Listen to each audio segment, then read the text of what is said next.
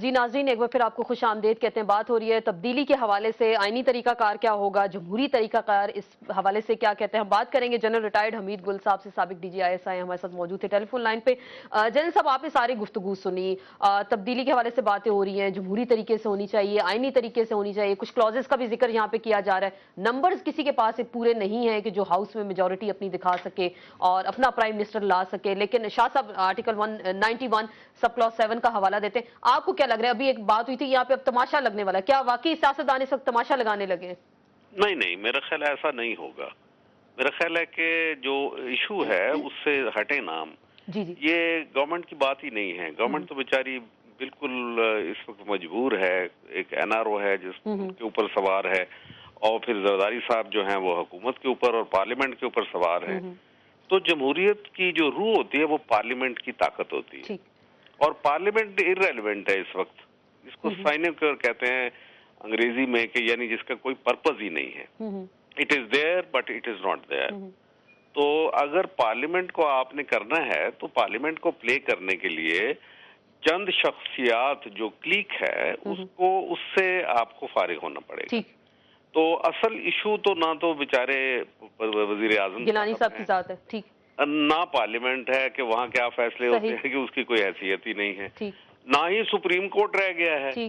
اب main issue ہے کہ کیا این آر او کے اوپر جو ڈیسیجن ہونے ہیں، اگر آپ اس کو عمل درآمد کروا لیتے ہیں، باقی جو تبدیلیاں لائیں یا نہ لائیں فرق ہی نہیں پڑتا، پارلیمنٹ آتھرائز ہو جائے گی ٹو ٹیک ڈیسیجن، تو پھر سارے معاملات اپنی جگہ پہ درست۔ لیکن این آر او کا بھی آپ نے ذکر کیا، این آر او زدہ حکومت ہے، پرائم منسٹر نے وہ لسٹیں منگوا لی سرکاری افسران کی جو این آر او سے مستفید ہوئے، اور اس لسٹ میں صدر زرداری صاحب کا نام بھی تھا، ٹاپ پہ تھا این آر او سے مستفید ہونے والے لوگوں میں۔ جو اب لسٹیں منگائی گئیں، کیا وہ نام غائب ہو گیا ہوگا؟ تو آپ کو کیا لگ رہا ہے، کیا اس طرح سے کوئی ایکشن لیا جائے؟ میرا نام ایسے تو غائب نہیں ہوا کرتے نا۔ جی جی بالکل، کیونکہ یہ تو ایک حقیقت ہے، کھلے عام ہے، ایک تاریخ ہے، قوم کے سامنے ہے۔ مسئلہ یہ ہے کہ کیا پرائم منسٹر صاحب بغاوت کر لیں گے اپنے ہی پارٹی صدر کے خلاف، اور ان کے ساتھ کوئی ایک گروپ مل جائے گا جس کے نتیجے میں نہ حکومت جائے گی نہ جمہوریت جائے گی، سب کچھ درست ہو جائے گا، یا محدود اپنے آپ کو محسوس کریں گے اور اس کے نتیجے میں، کیونکہ وہ لیڈر آف دی ہاؤس ہیں تو پھر ہاؤس بھی محدود ہے، اور نواز شریف صاحب جو ہیں وہ اگر یہی کہتے رہیں گے کہ ہم نے جمہوریت کو بچانا ہے، حالانکہ اس سے جمہوریت بچنے یا نہ بچنے کا سوال ہی پیدا نہیں ہوتا۔ آپ جمہوریت چلائیں گے تو پھر جمہوریت بچے گی نا، لیکن اگر چلے گی نہیں تو پھر بچنے کی بھی امکانات کم ہو چکے ہیں۔ لیکن جو یہ خطرہ ہے کہ فوج مداخلت کرے گی، میرا خیال ہے نہیں کچھ کرنے کی۔ انہوں نے البتہ کوئی انڈیکیشن اگر وہ دے دیں کہ سپریم کورٹ اگر کسی وقت کوئی ہلچل کرتا ہے کہ انڈر آرٹیکل 190، تو یہ انڈیکیشن ہی کی ضرورت ہے۔ تو یہ میرا خیال ہے ہمارا آئی جی پولیس جو اسلام آباد کا وہ بھی کافی طاقتور ہو سکتا ہے آرٹیکل 190 کے تحت۔ بہت بہت شکریہ جنرل حمید گل صاحب، ہم سے بات کرتے، بہت اہم انہوں نے بات کی۔ ایک تو انہوں نے بتایا کہ گیلانی صاحب ہو سکتا ہے بغاوت کر لیں اگر اپنے صدر صاحب کے خلاف، این آر او زدہ جو حکومت ہے پھر اس پہ سٹینڈ لے سکتے ہیں، دیگر جماعتیں ان کو سپورٹ کر سکتی ہیں۔ آرٹیکل 190 کا بھی ذکر کر رہے ہیں کہ سپریم کورٹ مداخلت کر سکتی ہے۔ آئی جی اسلام آباد وہ زیادہ طاقتور ہو گئے۔ شاہ صاحب آپ کو کیا لگ رہا ہے؟ دو بڑی اہم مثالیں دی انہوں نے۔ وہی بات پہ آگے ہے بھائی، ٹھیک وہی بات میں نے ذرا تھوڑا سا، آپ نے ذرا ڈھکے چھپے الفاظ میں بولا، انہوں نے کھل کے بولا۔ بات دیکھیں نا، اب یہ بات نکل رہی ہے نا کہ بھائی یہ، اور جو آپس پہ جو کوارڈینیشن نہیں ہے between the president and the prime minister, وہ نیچرل ہے، یہ بات نہیں ہے۔ وہاں اگر میں اور آپ ہوں تب بھی یہی بات ہوگا۔ وجہ اس کی کہ جب آپ ایک سیٹ پولیٹیکل سسٹمز کی اے بی سی جو ہے اس کا ذرا بھی ہٹیں گے تو یہ فساد کھڑا ہو جائے گا، کیونکہ پارلیمانی نظام میں پرائم منسٹر میٹر کرتا ہے۔ وہ زیادہ کیا گیلانی صاحب اتنے طاقتور آپ کو نظر آ رہے ہیں کہ زرداری صاحب کے خلاف کھڑے ہو جائیں گے، یا ان کو آسانی سے گھر بھیجا جا سکتا ہے اس تمام ترسیم میں؟ دو ہی باتیں نا جی، پاور اب ایک ہی ہے، ایک پارٹی کی پاور، پارٹی نے بھی، پریزیڈنٹ صاحب نے اپنا وہاں پر عمل دخل رکھا ہوا ہے، وہ زیادہ رکھا ہوا ہے۔ اب بہت ساری باتیں جو ہیں وہ جس طرح پہلے میں نے عرض کیا ہے کہ اپنا اس کے سپریم کورٹ آف پاکستان کے اگر جو ڈیسیجن نہیں مان رہا تو وہ سپریم کورٹ یا لوگ یا لکھنے والے یا میں اور آپ یہ تو نہیں کہتے زرداری صاحب نہیں مان رہے، वो तो फेडरल गवर्नमेंट नहीं मान, फेडरल गवर्नमेंट और चीफ एग्जीक्यूटिव नहीं मान रही।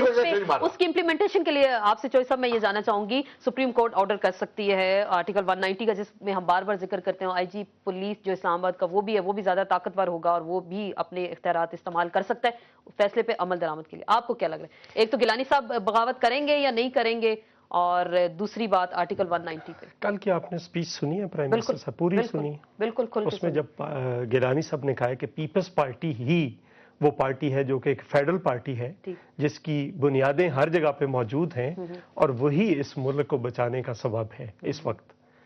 ये एक इसका मतलब ये है कि वो कल पीपल्स पार्टी को साथ लेकर चले हैं। पीपल्स पार्टी से कोई दूरी की बात किसी एक जगह पे नहीं है। दूसरी बात कि 128 बार एक मीडिया हाउस ने इस हुकूमत के जाने की तारीखें दी हैं। 169 बार जो हम रिसर्च शायद चंद दिनों के अंदर प्रेजेंट कर रहे हैं, सारे लोगों के सामने पेश कर रहे हैं कि हो क्या रहा है, कैसे चीजों को, अपनी ख्वाहिशात को कैसे लोगों की जुबान बनाकर या खबर बनाकर पेश किया जाता है। 169 बार सदर और वजीर आजम के तजादात या इख्तलाफात की बात सामने लेकर आए। और इस हवाले से अगर आप देखें तो क्यों पीपल्स पार्टी इस वक्त किसी ऐसी चीज को खुद से इनिशिएट करेगी जो आर्टिकल 190 की भी बात की कि वो कहा जाए कि आप वोट ऑफ कॉन्फिडेंस ले। वोट ऑफ कॉन्फिडेंस नहीं, और दूसरी चीफ एग्जीक्यूटिव, अगर एक पॉइंट में ऐड करूंगी, शाह साहब ने उसको हाईलाइट किया, जैसे हम ग्रेड 22 की तकर्रियों की चले मिसाल ले लेते हैं, दीगर कई केसेस हैं, एक दर्जन वापस लिए ना, उस पे मेरी गुजारिश सुन लेना। चीफ जस्टिस साहब के रिमार्क से अगर हुकूमत यही चाहती है तो हम अदालत में वो तो लाशारी साहब के इशू पे है ना, ये जो चीफ सेक्रेटरी।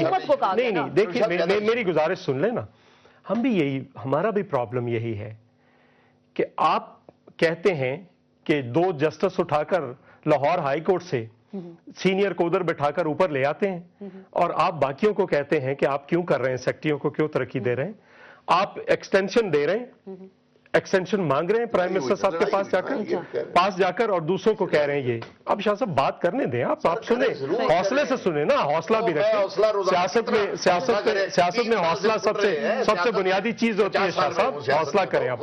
अब ये बात है कि मैं ये कहता हूं कि हम पे जिस किसी ने भी पत्थर फेंकना है, पहले वो अपने गिरेबान में जरूर झांक ले कि उसने कितने गुनाह किए हैं, वो जरूर पत्थर फेंके, लेकिन कोई शीशे के घर में बैठकर किसी दूसरे पे पत्थर खुद ना फेंके। और दूसरी बात जो है, आइसोलेट कर दिया, किसको आइसोलेट किया आप लोगों ने गिलानी साहब को? तो कैसे आइसोलेट किया? वो जिस तरीके से कल बोल रहे, कल वो आइसोलेशन में नहीं बोल रहे थे, ये आपकी परसेप्शन हो सकती है, हमारी परसेप्शन हमारी नहीं। देखे ना, ये नहीं, मेरी गुजारिश सुन है ना, तजियाकारों ने तो इस मुल्क के अंदर हर रोज कुछ ना कुछ कहना होता है, कहने वालों की भी मजबूरी है, कुछ ना कुछ तो कहना ही होता है।